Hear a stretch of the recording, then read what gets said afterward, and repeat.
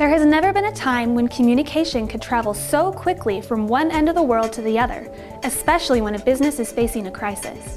What can your company do to protect itself in this era of social media? That's today on Liability Watch.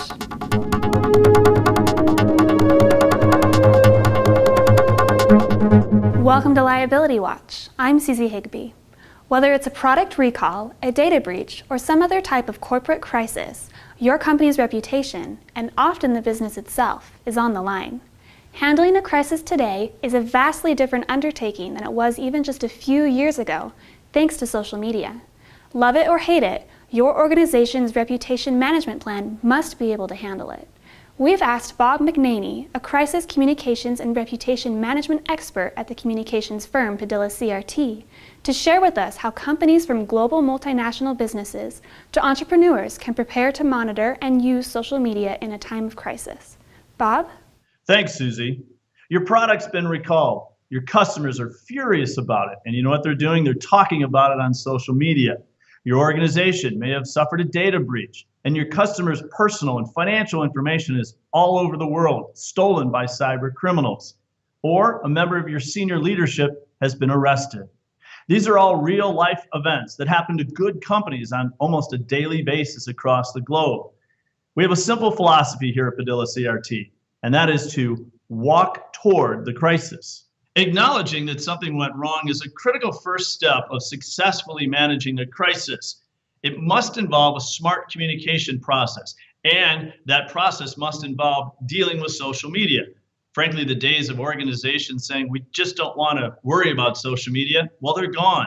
One fact to consider, a recent survey showed that 80% of adults turn to social media as their first and primary source of news, information, even weather. There are three key ways that you can help your organization be ready to deal and manage properly when a crisis occurs. Step one, build your crisis plan in advance.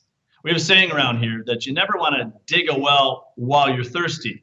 You never want to meet your lawyer for the first time while you're in jail, and you certainly don't want to meet your surgeon for the first time going into the operating room.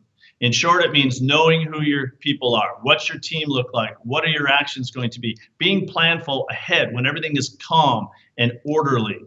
One of the first steps you can take is to do a vulnerability scan or gap assessment. Take a look at your organization. Ask yourself, what could go wrong? What are the issues out there?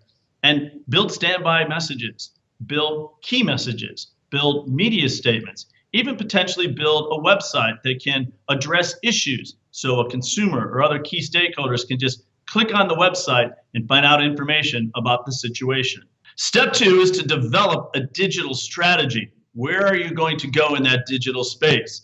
You want to be able to react very quickly because a lot of the conversation about your issue will play out in social media in the first minutes and hours. Are you ready to respond? Do you have videos potentially available that you can put on your website?